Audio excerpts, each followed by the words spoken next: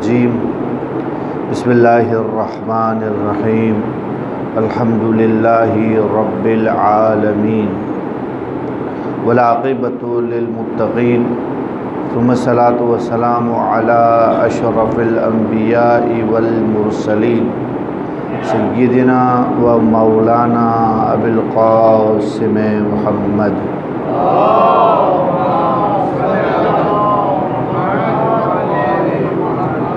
وآلہ الطیبین الطاہرین لا سیما بقیۃ اللہ الاعظم روح و ارواح العالمین لتراب مقدمہ الفدا واللعن الدائمۃ علی اعدائہم اجمعین من یومنا الی قیام یوم الدین اما بعد فقد قال اللہ تبارک و تعالی فی محکم کتابہ المجید و متقن کلامہ المبین وقولہ الحق بسم اللہ الرحمن الرحیم یا ایہا الذین آمنوا اطیعوا اللہ و اطیعوا الرسول و اولی الامر منکم فإن تنازعتم فی شیء فردوہ الی اللہ و الی الرسول ان کنتم تؤمنون باللہ والیوم الآخر ذالک خیر عند ربک واحسن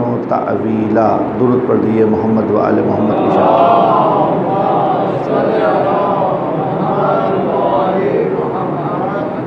قرآن مجید کا چوتھا سورہ سورہ نساء اور اس کی آیت نمبر 59 کی تلاوت کا شرف حاصل کیا۔ خلاق دو عالم ارشاد فرما رہا ہے مومنوں سے خطاب کر کے، یا ایھا الذین آمنوا، اے مومنوں، اطیعوا اللہ، اللہ کی اطاعت کرو، والرسول، اور رسول کی اطاعت کرو، اور اولی الامر کی اطاعت کرو جو تم میں سے ہی ہے۔ اور اگر تمہارا آپس میں کسی چیز میں تنازع اور جھگڑا ہو جائے، فردوہ الی اللہ والرسول، تو تم اسے پلٹاؤ اللہ کی طرف اور رسول کی طرف۔ اگر تم اللہ پر اور روز قیامت پر ایمان رکھتے ہو اور یہ تمہارے رب کے نزدیک بہتر ہے، اور اس کا نتیجہ بھی احسن و تعویلا، اس کا نتیجہ بھی اچھا ہونے والا ہے۔ اس سے پہلے کہ ان آیت کے ضمن میں گفتگو کی جائے، ایک مسئلہ فقہی آپ کی خدمت میں عرض کر دوں۔ دیکھیں انشاءاللہ یہ معلوم ہوگا مسئلہ کہ اگر آپ نے بینک میں اپنا مال رکھوایا ہے اور بینک والا کچھ اضافی آپ کو مال دے رہا ہے اور وہ پرائیویٹ بینک ہے،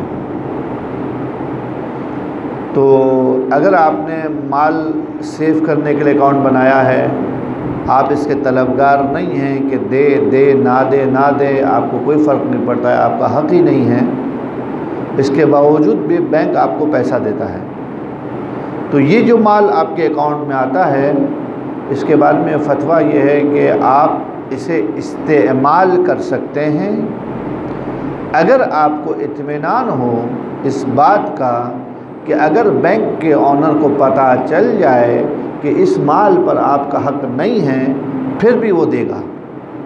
اگر آپ کو اس بات کا اطمینان ہے کہ اس مال پر، اضافی رقم پر آپ کا کوئی حق نہیں ہے، کوئی استحقاق نہیں ہے، اس کے باوجود بھی بینک کا مالک آپ کو پیسے دے گا، کیونکہ اس کا بزنس ماڈیول ہے ایسا کہ وہ چاہتا ہے کہ آپ پیسے رکھوائیں۔ اگر آپ مطمئن ہیں کہ اسے اس بات کا یقین ہو جائے، پتہ چل جائے بینک کے مالک کو کہ اس اضافی مال پر آپ کا شرعاً کوئی حق نہیں ہے، آپ کا کوئی اس پہ رائٹ نہیں ہے، اس کے باوجود بھی وہ دے گا، اگر یہ اطمینان آپ کو مل جاتا ہے تو آپ کے لیے وہ اضافی مال استعمال کرنا جائز ہے۔ یہ مسئلہ ہے، اور بعض لوگ اس کو سمجھتے ہیں کہ علماء کرام نے سود حلال کر دیا۔ نہیں، سود حلال نہیں قرار دیا ہے۔ یہ مسئلہ اسی صورت میں ہے کہ جو آپ کی خدمت میں نے عرض کیا کہ وہ اضافی مال جو آپ کو مل رہا ہے، آپ نے کوئی ایگریمنٹ کے پابند نہیں ہے، آپ اپنا حق نہیں سمجھتے ہیں، اور پھر بھی اضافی مل رہا ہے، اور پھر شرط ہے کہ آپ کو اطمینان ہے کہ اگر بینک کو پتہ چل جائے، مالک کو پتہ چل جائے، آنر کو پتہ چل جائے کہ آپ کا حق نہیں ہے، پھر بھی دے گا، تو آپ اس مال کو استعمال کر سکتے ہیں۔ یہ مسئلہ بتانا نہیں تھا، لیکن بتانا پڑا، مسئلہ کچھ اور بتانا تھا۔ وہ مسئلہ کیا بتانا ہے آپ کی خدمت میں؟ یہ مسئلہ چل رہا ہے پرائیویٹ بینک کے حساب سے۔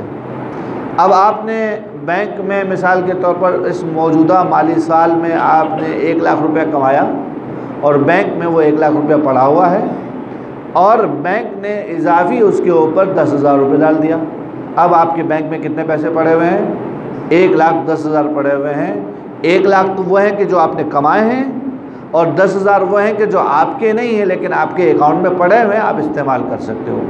اس کا نتیجہ آپ کی خدمت میں بیان کرنا چاہ رہا ہوں کہ اگر آپ کی خمس کی تاریخ آ جاتی ہے اور اگر آپ کو اپنے خمس کا حساب کرنا ہے، تو آپ بینک میں جو موجود 1 لاکھ روپیہ ہے اس کا خمس دیں گے یا 1,10,000 کا خمس دیں گے؟ جو آپ نے کمایا ہے، جو آپ کی ملکیت ہے، وہ 1 لاکھ روپیہ ہے، آپ کو اسی کا خمس دینا ہے۔ اور یہ جو 10,000 روپیہ بینک میں پڑا ہوا، یہ تو آپ کا ہے ہی نہیں۔ جب آپ کا ہے نہیں تو اس 10,000 کا خمس بھی آپ کو دینا واجب نہیں ہے، کیونکہ آپ کا ہے ہی نہیں۔ لیکن جیسے ہی آپ اس پیسے کو بینک سے نکال لیتے ہیں اور آپ یہ نیت کرتے ہیں کہ وہ اضافی والا پیسہ میں نے نکال لیا ہے، اب جیسے ہی نکالیں گے تو آپ اس کے اوپر اپنا ملکی تصرف کریں گے، اور جیسے ہی ملکی تصرف کریں گے تو آپ اس کے مالک ہو جائیں گے۔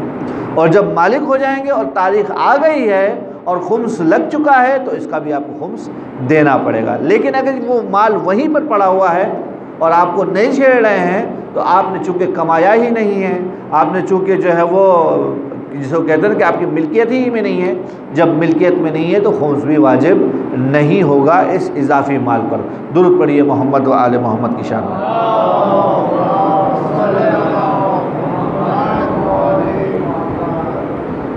جس آئے وافی ہدایہ کی تلاوت کا شرف حاصل کیا، اس کے اندر ایک خاص بالکل واضح پلان پروردگار عالم کی طرف سے دیا گیا ہے کہ اگر خدا کو مانتے ہو تو تمہارا وظیفہ یہ ہے کہ خدا کی اطاعت کرو، رسول کی اطاعت کرو، اور اولی الامر کی اطاعت کرو۔ یہ قانون عام ہے۔ خدا کوئی کہے تمہیں ماننا ہے، نبی کچھ کہے تمہیں ماننا ہے، اولی الامر کچھ کہے تمہیں ماننا ہے۔ اس سے کوئی مفر نہیں ہے، فرار نہیں ہے۔ یہ تو ہو گیا۔ اب اس کے بعد اگلے مرحلے میں قرآن مجید کہہ رہا ہے کہ فَإِن تَنَازَعْتُمْ، اگر تم جھگڑا کر جاؤ، اختلاف کر جاؤ، فِي شَيْءٍ، کسی چیز میں، تو کیا کرنا ہے تمہیں؟ فَرُدُّوهُ إِلَى اللَّهِ وَالرَّسُولِ، تو اس جھگڑے کو اللہ کی طرف لے کر جاؤ اور رسول کی طرف لے کے جاؤ۔ اب اگر تم اللہ کی طرف لے کے جاؤ گے یا رسول کی طرف لے کے جاؤ گے اور اللہ اور رسول تمہیں کسی چیز کا حکم دیں گے تو دو حال سے خالی نہیں ہے، یا تو مانو گے یا نہیں مانو گے۔ اگر نہیں مانو گے تو لے کے کیوں جاؤ گے؟ اگر نہیں مانو گے تو لے کے کیوں جاؤ گے؟ اس کا مطلب کیا ہے کہ اللہ اور رسول کی طرف صرف لے کر نہیں جانا ہے بلکہ اسے ماننا بھی ہے۔ اب اس کی مثالیں ہماری زندگی میں جس میں ہم جیتے ہیں، ایک تو عقائد کا مورد ہے، اس کی پر ہی بات کرتے ہیں، لیکن ہماری زندگی میں کہ دو بھائیوں میں جھگڑا ہو گیا، میراث پہ جھگڑا ہو گیا، اخلاق پہ جھگڑا ہو گیا، کسی نے بدتمیزی کر لی، گستاخی کر لی، ایسا کام کر لیا کہ جسے نہیں کرنا چاہیے تھا، تو جھگڑا ہو گیا۔ اب جھگڑا ہو گیا تو یہاں پر دو ہی صورتیں بنیں گی، یا تو دونوں غلط ہیں یا ایک صحیح ہے ایک غلط ہے۔ تیسری صورتحال بننا بہت مشکل ہے کہ دونوں صحیح ہوں، یا دونوں غلط ہوں گے یا ایک صحیح ہوگا ایک غلط ہوگا۔ جب ہی یہ جھگڑا وجود میں آئے گا تو اب جا کے یہ بھائی، ان کا وظیفہ بنتا ہے، جھگڑا ہو چکا ہے تو انہیں رجوع کرنا چاہیے اللہ کی طرف، انہیں رجوع کرنا چاہیے رسول کی طرف، انہیں رجوع کرنا چاہیے اپنے ولی کی طرف۔ اگر وہ ولی کی طرف رجوع کریں، رسول کی طرف رجوع کریں اور کیا کہتے ہیں خدا کی طرف رجوع کریں تو ان کا جو ہے جھگڑا ختم ہو جائے۔ اب خداوند متعال کہتا ہے کہ جو ہے وہ تم قطع رحمی نہ کرو، تو تمہارے اس جھگڑے و اختلاف کے باوجود بھی تعلق تو قطع نہیں کر سکتے ہو، نبی کہہ رہا ہے کہ تمہیں معاف کرنا چاہیے تو تمہیں معاف کرنا پڑے گا۔ ولی کہہ رہا ہے، حضرت امیر المومنین علیہ السلام سے روایت ہے کہ حضرت امیر ارشاد فرماتے ہیں کہ اذا قدرت علی عدوک، جب تمہارے پاس قدرت آ جائے تمہارے دشمن پر، ابھی تمہارا دشمن اس مثال میں تمہارا بھائی بنا ہوا ہے نا، ایسے ہی ہے، اذا قدرت علی عدوک، جب تم اپنے دشمن پر قدرت پالو تو پھر کیا کرو؟ فاجعل العفو، تم کیا کرو؟ عفو کو قرار دو، شکر قرار دو۔ کس چیز کا؟ کہ پروردگار عالم نے تمہیں قدرت دی ہے۔ اب اس بات کو سمجھانا پڑے گا۔ مثال کے طور پر آپ کمزور ہیں، آپ کا دشمن طاقتور ہے تو آپ اس کا کچھ نہیں کر سکتے، آپ اس کو نقصان نہیں پہنچا سکتے، لیکن زمانے کی وجہ سے ایسا ہوا کہ آپ کے پاس طاقت آ گئی، آپ کے تعلقات بن گئے کسی سیاسی سے، آپ کے تعلقات بن گئے کسی پولیس والے سے، آپ کے تعلقات بن گئے کسی اور سے جن کا پاور زیادہ مضبوط ہے، تو آپ قدرت میں آ گئے، ہے نا؟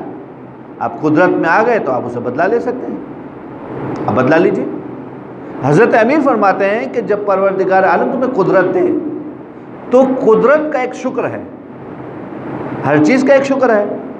پروردگار عالم نے رزق دیا تو رزق کا ایک شکر ہے، صحت دی تو صحت کا ایک شکر ہے، پروردگار عالم نے تمہیں بینائی دی تو بینائی کا ایک شکر ہے، ایک اچھا سوچنے والا دل دیا ہے تو دل کا ایک شکر ہے، اور پروردگار عالم نے علم دیا ہے تو علم کا ایک شکر ہے۔ تو پروردگار عالم نے تمہیں قدرت دی ہے، طاقت دی ہے، پاور دیا ہے، تو اس پاور کا بھی ایک شکر ہے۔ وہ شکر کیا ہے؟ کہ جو کمزور پڑ گیا ہے تمہارا دشمن، اسے معاف کر دو، اسے معاف کر دو، اور پروردگار عالم سے کہو کہ پروردگارا اب میں اس کیفیت میں ہوں کہ چاہوں تو بدلہ لے سکتا ہوں اور چاہوں تو معاف کر سکتا ہوں، لیکن چونکہ تو نے مجھے قدرت عطا کی ہے لہٰذا تیری عطا کی ہوئی قدرت کی وجہ سے اس کے شکرانے کے طور پر میں اسے معاف کرتا ہوں، میں اسے معاف کرتا ہوں۔ یہ جو معاف کرنا ہے نا، یہ معاف کر دینا لفظوں کی کہانی نہیں ہے، یہ معاف کر دینا دل کی کہانی ہے۔ ایک مرتبہ کسی کو معاف کر دیا نا، اور اب دوبارہ جب جھگڑا ہوتا ہے نا تو سارے گڑھے مردے اکھیڑے جاتے ہیں، تم نے فلاں موقع پہ یہ کیا تھا، فلاں موقع پہ یہ کیا تھا، تو اگر معاف کر دیا تو کیوں زندہ ہو رہا ہے دوبارہ اس کا کیوں تذکرہ ہو رہا ہے؟ معاف کر دیا کا مطلب یہ کہ یہ بالکل کلیئر ہو چکا ہے، اس کے بارے میں کچھ بھی موجود نہیں ہے، اب ختم ہو چکے۔ بالکل ایسا ہی ہے جیسے میں اگر گناہ کرتا ہوں، معصیت کرتا ہوں اور پروردگار عالم کی بارگاہ میں توبہ کرتا ہوں، پروردگارہ میں آئندہ یہ کام نہیں کروں گا، پھر 2 دن کے بعد میں گناہ کرتا ہوں، تو کیا مجھے اس پرانا والا گناہ بھی زندہ ہو جاتا ہے یا وہ نیا گناہ زندہ رہتا ہے؟ واضح سی بات ہے، پروردگار عالم معاف کرنے والا ہے۔ معاف کرنے کا مطلب ہے کہ اس کو اثر نو بالکل بھول کر بالکل نئی زندگی کا آغاز ہوتا ہے۔ یہ جو ہماری زندگیاں ہیں نا، جہاں ہم رہتے ہیں، ملک کے حالات بہت تیزی سے بدل رہے ہیں، شہر کے حالات بہت تیزی سے بدل رہے ہیں، ایک مجبوری ہو چکی ہے ہمارے جوانوں کے لیے، ہمارے بوڑھوں کے لیے جوائنٹ فیملی سسٹم، کہ آپ ایک گھر میں ایک جو ہے وہ جوڑا رہے، ان کے بچے رہیں، ان کی بہو رہے۔ اب یہ جو جوائنٹ فیملی سسٹم رہتا ہے تو مسائل تو پیدا ہوتے ہیں، اس کی وجہ سے مشکلات تو ہوتی ہیں۔ تو چونکہ جوائنٹ فیملی سسٹم ایک مجبوری کی وجہ سے ہم نے انتخاب کیا ہے، اور مجبوری میں بہت زیادہ کمپرومائز کرنا پڑتا ہے، بہت زیادہ بیلنس کرنا پڑتا ہے۔ آپ یعنی کہ مثالیں دیتے ہیں لوگ کہ قبلہ ہم جو ہے وہ جوائنٹ فیملی سسٹم میں رہتے ہیں، کبھی ہمیں اپنی بیگم کے لیے کوئی کھانے کے لیے برگر لے جانا ہو تو اس طرح سے کوشش کرنی پڑتی ہے جیسے گھر کے اندر جو ہے وہ منشیات لے کر جا رہے ہیں، اسمگلر کر کے جا رہے ہیں، چھپا کے کوئی دیکھ نہ لیں۔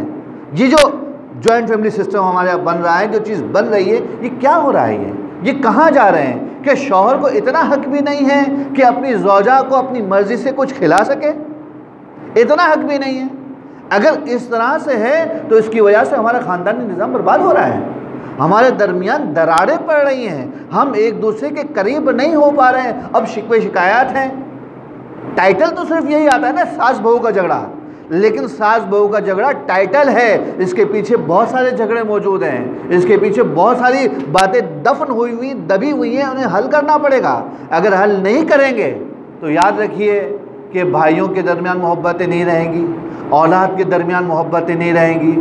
یہ محبتیں حاصل کرنے کے لیے، محبتیں برقرار رکھنے کے لیے پروردگار عالم کی صفت ہے معاف کرنا، نبی کریم کا طریقہ وطیرہ ہے معاف کرنا، حضرت امیر کا سکھایا ہوا سبق ہے معاف کرنا۔ اگر اس معاف کرنے کو ہم نے سمجھ لیا، اس معاف کرنے کو سمجھ لیا تو اس کا مطلب یہ ہے کہ ہم زندگی بہت آسانی سے خود بھی گزار سکتے ہیں، دوسروں کو بھی اس کی اجازت دے سکتے ہیں۔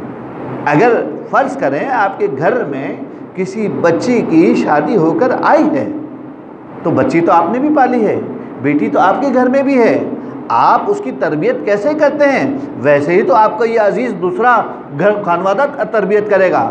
ہم اپنے بچوں کی تربیت کرنے کے لیے کیا کرتے ہیں؟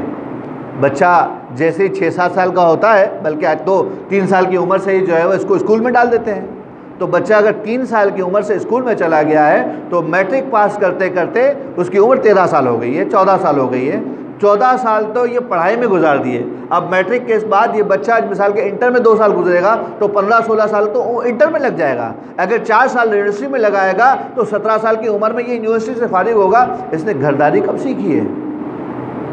اس نے گھر کو سنبھالنا کب سیکھا ہے؟ اسے کھانا بنانا کہاں آتا ہے؟ اسے چائے بنانا کہاں آتی ہے؟ تم نے اپنی بیٹی کو سکھایا ہے تو تمہاری بہو کو آتا ہوگا؟ تو تم اپنی بیٹی سے تمہیں توقع نہیں ہے لیکن بہو سے توقع ہے، یہ کہاں کا انصاف ہے؟ یہ کیسے ہو سکتا ہے؟ یہ ہو ہی نہیں سکتا۔ یا تو ہم اپنا نظام زندگی بدلیں کہ اپنے بچوں کو، اچھا یہ بات صرف لڑکیوں کے بارے میں نہیں ہے، ہمارے لڑکوں کو بھی کوئی تربیت نہیں دیتے ہیں، وہ معاشرے کا حصہ نہیں ہوتا، خاندان کا پارٹ نہیں بنتا، اس کو بھی صرف اور صرف ہم پڑھائی کی حد تک محدود رہتے ہیں، بیٹا تم نے پڑھائی کرنی ہے اور کچھ بھی نہیں کرنا۔ اب 17-18 سال کی عمر میں بچہ جب پریکٹیکل گراؤنڈ میں آتا ہے تو اسے سمجھ میں نہیں آتا کہ ماں اور بیوی کے درمیان صلح کیسے قائم کریں، ماں کو کیسے منع کر کے رکھے اور زوجہ کو کیسے سنبھال کر کے رکھے۔ وہ بھی نا تجربہ کار ہے، یہ بھی نا تجربہ کار ہے، اور مصیبت سے ہمارے اوپر ایک اور مصیبت بھی ہے، مجبوری ہے کہ جوائنٹ فیملی سسٹم، جس کی وجہ سے کیا مصیبتیں آ رہی ہیں؟ مصیبتیں یہ آ رہی ہیں کہ شادیاں بقا نہیں پاتی ہیں، طلاقوں کا ریشو بڑھ چکا ہے، طلاقیں بڑھتی چلی جا رہی ہیں۔ کیا روایت میں آیا ہے نا کہ طلاق ابغض ترین حرام ہے، ابغض ترین حلال ہے، ایسا حلال ہے کہ جو پروردگار عالم کو سب سے زیادہ ناپسندیدہ ہے۔ لیکن ہمارے ہاں درس بھی ہو رہے ہیں، پڑھائی بھی ہو رہی ہے، ایجوکیشن بھی ہو رہا ہے، سب کچھ بھی ہو رہا ہے، اور طلاقوں کا ریشو ماشاءاللہ سے بڑھتا ہی چلا جاتا ہے۔ اور جس کے مقابلے میں اگر ہم 50 سال پیچھے کے لوگوں کو دیکھیں، بزرگوں کو دیکھیں، تو وہاں پہ طلاق نہ ہونے کے برابر ہے، جن کے پاس ایجوکیشن نہیں تھی، دین کی تعلیمات بہت کم تھی، لیکن ان کے پاس کچھ تھا، وہ جو کچھ تھا اس کو سنبھالنے کی ضرورت ہے۔ وہ ہے برداشت کی طاقت، وہ ہے صبر، وہ ہے استقامت، وہ ہے دین کو اپنی زندگی میں اجاگر کرنے کی ضرورت ہے۔ ٹھیک ہے آپ کا اپنا رائٹ ہے، فلانے کا اپنا رائٹ ہے، لیکن اسے آپ اپنی زندگی میں اپلائی تو کر کے دیکھیں، آپ دیکھیں تو صحیح کہاں لے کر جا رہے ہیں۔ یاد رکھیے گا اگر یہ مسئلے آج حل نہیں کیے تو یہ مسئلے حل نہیں ہونے والے ہیں، مصیبتیں بڑھتی چلی جائیں گی، دراریں بڑھتی چلی جائیں گی، ایک گھر میں رہیں گے لیکن بات نہیں کریں گے، ایک چھت کے نیچے رہیں گے لیکن عزت نہیں ہوگا، احترام نہیں ہوگا۔ اگر یہ عزت اور احترام کے مرحلے کو ہم اپنے ساتھ باقی رکھنا چاہتے ہیں تو جب بھی جھگڑا ہو تو ایک ہی کام ہے، فَرُدُّوهُ إِلَى اللَّهِ وَالرَّسُولِ، اس جھگڑے کو پلٹاؤ اللہ کی طرف، اس جھگڑے کو پلٹاؤ رسول کی طرف، وہ تمہارے درمیان آ کے جو فیصلہ کرے اسے اپنی زندگی کا فیصلہ مانو، اسے اپنی زندگی کا فیصلہ مانو۔ یہ کہاں کی شرافت ہے کہ اگر وہ بچی گھر کی بہو بن گئی ہے، نا تجربہ کار ہے، ہو سکتا ہے کہ بدتمیز بھی ہو، زبان بھی اچھی نہیں ہے، اس نے اگر جو ہے وہ شوہر کے ساتھ غلطی کر دی، ساس کے ساتھ غلطی کر دی، سسر کے ساتھ غلطی کر دی، تو کیا اب اس لڑکی کو دوبارہ اس کے میکے بھیجا جائے گا؟ اور جب تک وہاں سے جو ہے وہ 4 آدمی آ کر اس کی طرف سے معافی نہیں مانگیں گے تو اسے گھر میں رہنے نہیں دیا جائے گا؟ یہ کون سا طریقہ ہے کہ دین ہمیں یہ سکھاتا ہے؟ دین نے یہ تعلیم دی ہے ہمیں؟ دین تو قطعاً یہ نہیں سکھاتا، دین تو معاف کرنا سکھاتا ہے۔ روایت کا جملہ ہے جو کسی اور معنی میں یہ بیان کیا جاتا ہے، لیکن اس معنی میں بھی یہ معنی ہی ہے کہ حل الدین الا الحب، کہ دین محبت کے سوا کچھ ہے، دین محبت کے سوا کچھ ہے۔ ایک اور روایت بھی ہے کہ حل الدین الا الحب والبغض، کیا دین محبت اور بغض کے سوا بھی کچھ ہے، کیونکہ جہاں پہ محبت ہوتی ہے تو جن سے محبت ہوتی ہے ان کے دشمنوں سے بغض ہوتا ہے۔ اب جن سے محبت رکھنی چاہیے انہی سے ہم بغض رکھ لیتے ہیں، جن کے ساتھ دینا چاہیے ہم ان کے ہی خلاف ہو جاتے ہیں۔ یہ کہاں کا طریقہ ہے جب دین ہمیں یہ بات سکھلا رہا ہے کہ حل الدین الا الحب، کیا دین محبت کے سوا کوئی ہے؟ تو اپنی زندگیوں میں محبت کے پیغام کو لے کے آئیے، اور جو محبت کا پیغام نبی کریم نے دیا ہے وہ بہت ہی جہانی اور انٹرنیشنل ہے، گلوبل ہے وہ، یعنی کہ نبی کریم کی محبت صرف مسلمانوں سے، مومنین سے مخصوص نہیں ہے، بلکہ یہ محبت کافرین کے ساتھ بھی نظر آتی ہے، ان لوگوں کے ساتھ بھی نظر آتی ہے کہ جو کیا کہتے ہیں نبی کے دین پر نہیں ہیں۔ جو آیت کہی جاتی ہے نبی کے بارے میں کہ وما ارسلناک الا رحمۃ للعالمین، کہ نبی ہم نے تمہیں کچھ نہیں بھیجا مگر کیا بنا کر بھیجا ہے؟ عالمین کے لیے رحمت بنا کے بھیجا ہے۔ تو عالمین کا مطلب یہ ہے کہ نبی کریم مومنوں پہ بھی رحمت ہے، نبی کریم مسلمانوں پہ بھی رحمت ہے، نبی کریم کافروں پہ بھی رحمت ہے، نبی کریم منافقین پر بھی رحمت ہے، نبی کریم انسانوں پر بھی رحمت ہے، حیوانوں پر بھی رحمت ہے، چرند پر بھی رحمت ہے، دریاؤں پر بھی رحمت ہے، کہکشاؤں پر بھی رحمت ہے۔ ہر شے، عالم کا مطلب ہوتا ہے جو اللہ کے سوا ہے، عالم یعنی جو اللہ نہیں ہے وہ سب عالم ہے۔ یہ چھت عالم، یہ پنکھا عالم، یہ مائک عالم، یہ میں عالم، جو کچھ بھی ہے نبی کریم رحمت للعالمین ہیں، عالمین کے لیے رحمت بنا کے بھیجے گئے ہیں، اور انہوں نے اسی رحمت ہی کی وجہ سے، اسی رحمت ہی کے ذریعے سے مسلمانوں کی بنیاد رکھی، کافروں کو مسلمان کیا، منافقین کو مسلمان کیا، بے دینوں کو دیندار کیا۔ آج ہم جب بات کرتے ہیں، عقائد کی بات کرتے ہیں اور کہتے ہیں کہ توحید کے لیے برہان چاہیے، برہان نظم آنا چاہیے، برہان علیت آنا چاہیے، کتنے قسم کے براہین ہیں، لیکن اتنی گاڑی دلیلیں ہیں کہ ہم 20 سال سے اس سے مطلع ہونے کے باوجود بھی اس کو صحیح سے ہضم نہیں کر پاتے۔ جبکہ نبی کریم جب تبلیغ کر رہے تھے، کافروں میں تبلیغ کر رہے تھے، تو اس کا تبلیغ کا جو وسیلہ تھا وہ ایک ہی چیز تھی، ان کا اخلاق حسنہ تھا۔ وہ اخلاق حسنہ سے لوگوں کو متاثر کرتے تھے، لوگوں کو سمجھاتے تھے اور دین کی طرف بلاتے تھے۔ میں نے کئی مرتبہ مثال دے رکھی ہے کہ وہ بڑھیا جو ہر روز نبی کریم کے اوپر کچرا پھینکتی ہے، غلاظت پھینکتی ہے، اور ایک دن نہیں پھینکتی ہے، تو آج تو نبی کو خوش ہونا چاہیے نا کہ آج مصیبت نہیں آئی ہے، لیکن نبی سوال کرتے ہیں کہ آج ایسا کیوں نہیں ہوا؟ کیا وجہ ہے کہ اس نے کچرا نہیں پھینکا؟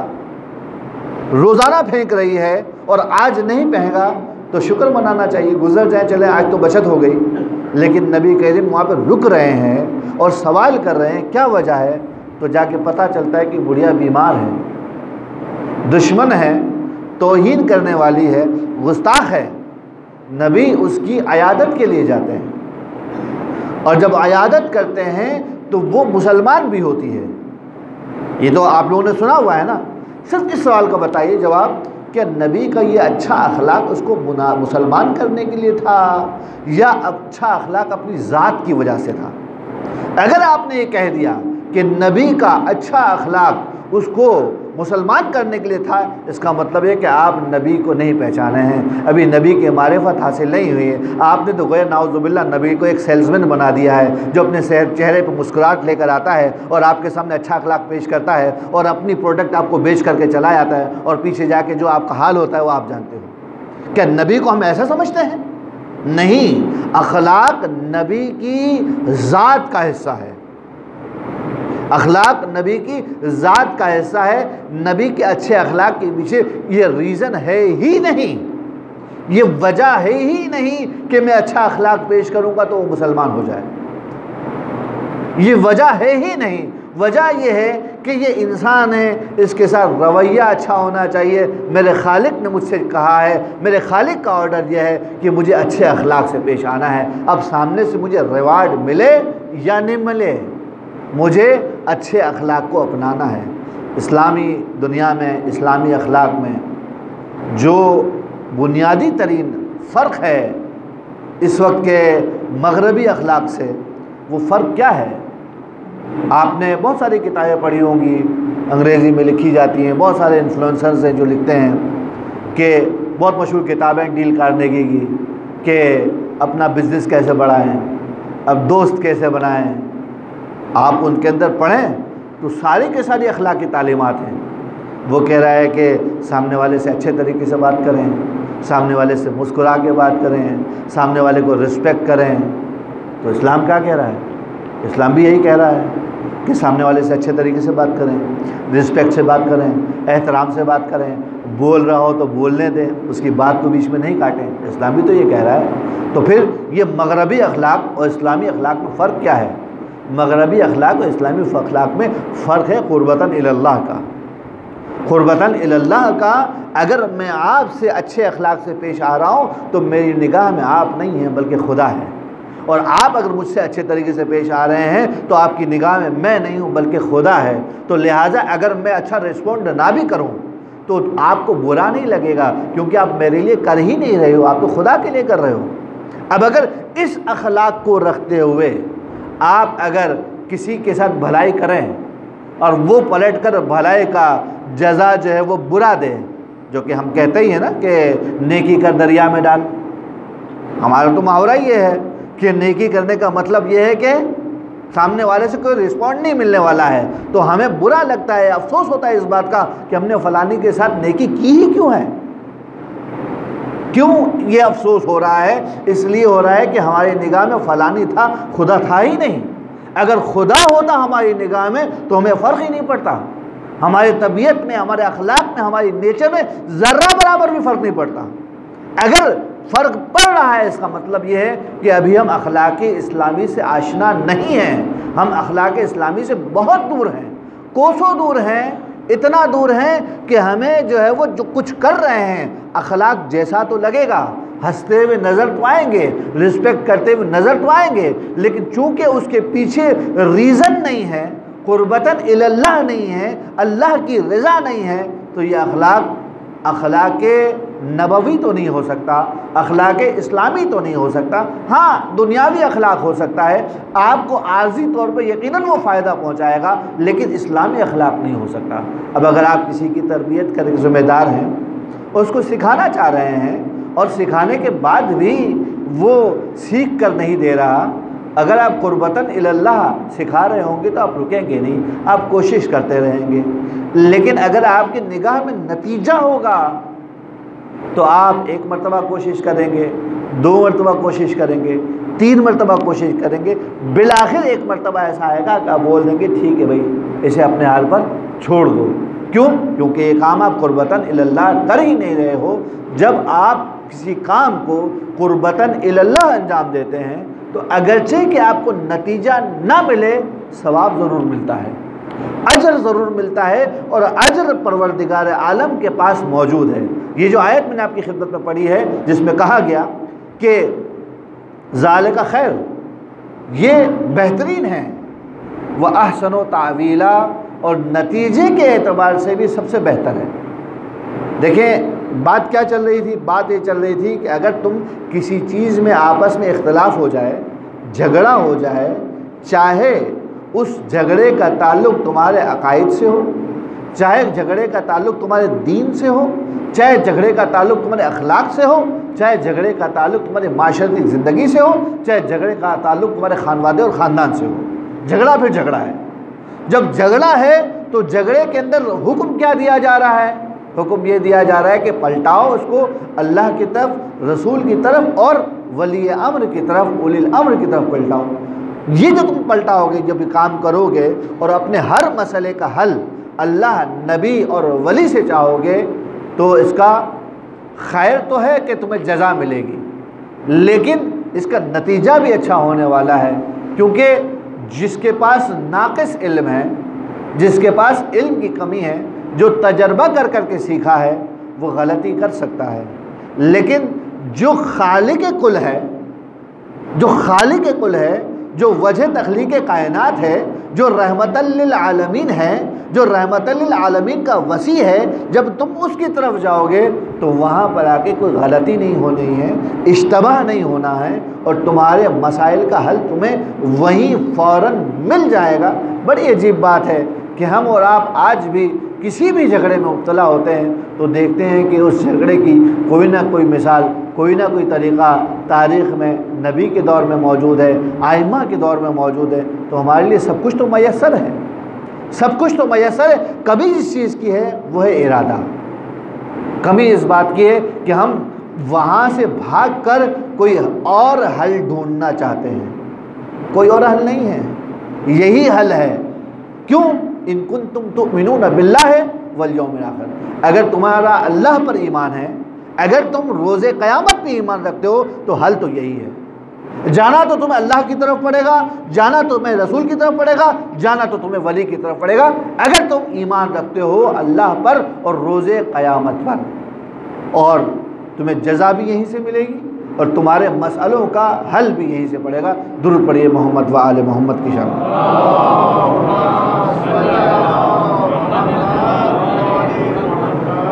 دعا کرتے ہیں کہ بار الہ بحق فاطمہ و ابیہا و بعلہا و بنیہا و سر المستودع فیہا، بار الہ حاضرین پر اپنی رحمتوں کو نازل فرما، بار الہ بانیان پر اپنی رحمتوں کو نازل فرما، جو مومنین بے روزگار نے روزگار اور رزق وسیع عطا فرما، جو پریشان احوال ان کی پریشانی کو دور فرما، جن لوگوں نے التماس دعا کہی ہے ان کے تمام شرعی حاجات کو پورا فرما، بار الہ ملت اسلامیہ اور ملت تشیع پر اپنا رحم خصوصی نازل فرما اور ان کے دشمنوں کو نیست و نابود فرما۔ بہرہ تجھے واسطہ محمد و آل محمد کا اپنی آخری حجت کے ظہور میں تعجیل عطا فرما، ہمیں ان کے عوام و انصار میں شامل فرما، وتقبل منا انکا سمیع الدعاء برحمتک یا ارحم الراحمین۔